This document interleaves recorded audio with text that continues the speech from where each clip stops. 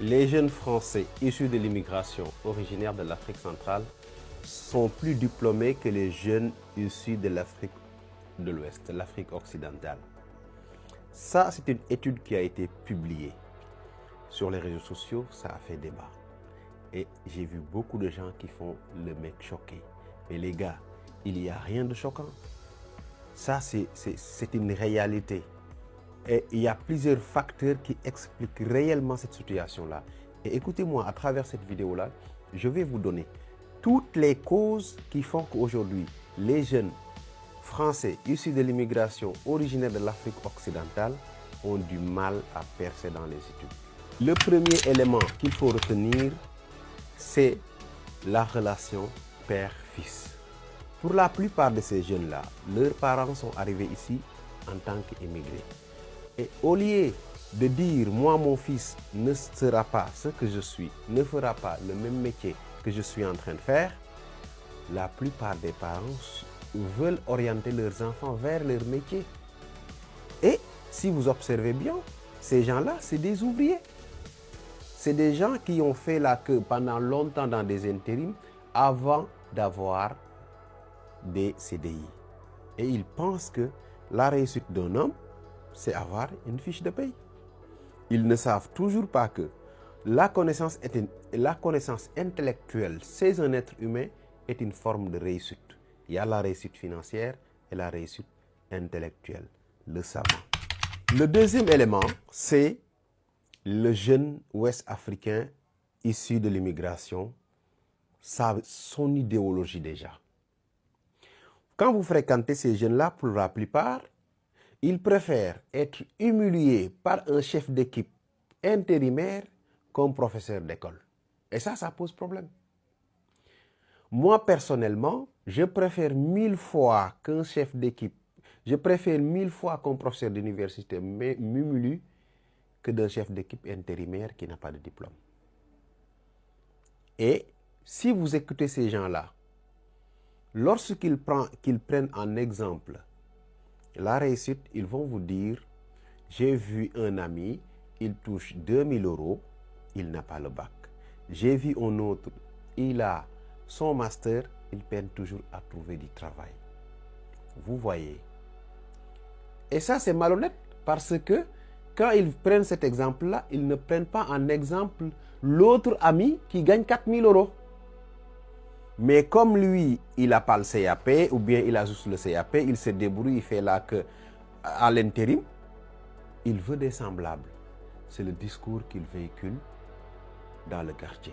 Les jeunes qui pensent que ce grand de quartier est la référence vont faire comme lui, vont décrocher. Ça, c'est un élément sur le discours même tenu par les Ouest-Africains issus de l'immigration qui vivent en France. Je peux dire un troisième élément qui est une conséquence des deux, c'est que quand vous allez dans les facultés en France, il est extrêmement rare de voir des Ouest-Africains dans le haut niveau, en licence, en master ou en doctorat.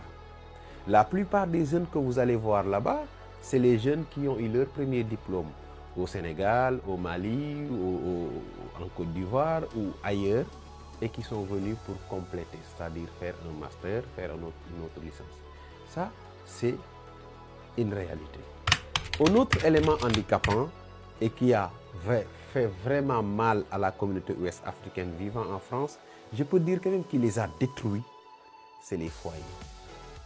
Les foyers est un regroupement, en réalité, une ségrégation, mais dans le sens négatif. Allez dans les foyers, fréquentez les foyers. Vous allez voir que majoritairement, c'est des gens issus de l'Afrique de l'Ouest. C'est des gens issus de l'Afrique de l'Ouest. Ils sont fermés dans leur carcan. Ils ont une manière de voir le monde qui est très différente et qui les oblige aujourd'hui à ne pas voir les opportunités qu'offre la société, qu'offre l'État. Ils sont entre eux, la réussite, c'est avoir une fiche de paie. Il y a un autre élément, je peux dire quatrième ou cinquième, je ne sais plus, c'est que le jeune ouest-africain issu de l'immigration pense que réussir, c'est avoir une fiche de paie, avoir un appartement. C'est pour cela, au lieu d'aller se battre dans les amphithéâtres pour avoir une bonne carrière intellectuelle, faire de bonnes études, ils pensent que la priorité aujourd'hui, c'est d'avoir un petit diplôme, un petit emploi et aller faire la queue auprès du bailleur pour trouver son petit appartement. Avoir sa petite voiture de 4 000, 7 000 euros et la vie est belle. Ce n'est pas un symbole de réussite. Ce n'est pas durable. Donc, c'est important de savoir que ça, c'est des éléments qui font qu'aujourd'hui, les jeunes africains, ouest-africains, vivant en France sont beaucoup en retard. Et ce n'est pas quelque chose qui sera facile à éradiquer. Allez dans les facultés, vous allez voir, la plupart des étudiants que vous allez voir issus, qui sont en master là-bas, vous allez voir que si on vous parle de l'Afrique de l'Ouest, c'est des gens qui ne sont pas nés ici. Ceux qui sont nés ici, non, pour les études, pour la plupart, c'est facultatif. Pour terminer cette vidéo, je vais faire une recommandation. Une recommandation qui pourra servir à tous les jeunes issus de l'immigration. Que vous soyez de l'Afrique centrale ou de l'Afrique de l'Ouest, cette vidéo peut vous servir, cette recommandation. Le premier élément, je l'ai dit dans la vidéo il y a quelques minutes, acceptez qu'un professeur vous humilie, vous rabaisse plutôt qu'un chef d'équipe intérimaire. Oui. N'écoutez pas ces jeunes de quartier-là qui vous disent que le diplôme, qui vous donnent toujours l'exemple d'un diplômé qui peine à trouver du travail. Alors qu'à côté, il a très bien vu un diplômé qui a un excellent salaire, qui a acheté son appartement dans les bons quartiers où il pourra bien éduquer son enfant et avec une excellente voiture, il pourra déposer son enfant. Il ne vous le dira pas parce qu'il veut que vous soyez comme lui. Ne l'écoutez pas. Souvent, ils s'appellent les grands de quartier. Ils n'ont aucune utilité pour la société. Le deuxième élément, arrêtez de penser que le métier que vos parents sont en train de faire, c'est le métier-là que vous devez faire. Vos parents ne font que des métiers physiques extrêmement pénibles qui, à l'âge de 55 ans, ils sont déjà KO. Si vous faites le même métier, vous n'aurez jamais l'intégration qu'il vous faut. Et toujours, vous serez relégué au second plan. Prenez l'exemple de toutes les communautés qui sont arrivées ici au même moment que vos parents. Ils ont fui les foyers. Donc, si vous êtes un jeune, n'habitez pas dans les foyers. Si vous le pouvez même, ne fréquentez pas les foyers. C'est un handicap. Parce que vous ne découvrez pas la réalité, les opportunités parce que c'est un monde clos.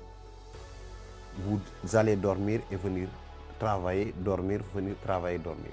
Et ça ne vous permet pas de pouvoir saisir toutes les opportunités qu'offre votre pays d'accueil.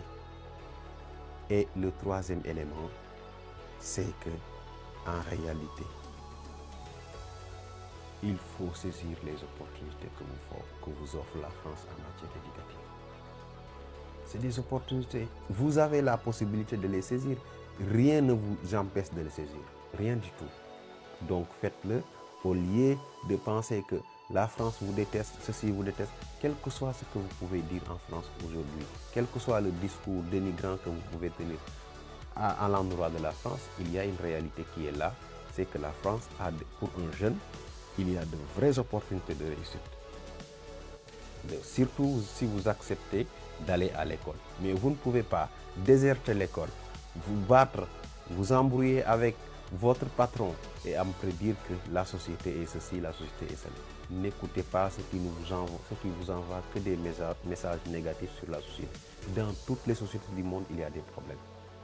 Mais privilégiez ce qui vous montre la bonne voie, les bonnes opportunités, les bons comportements, les bonnes attitudes.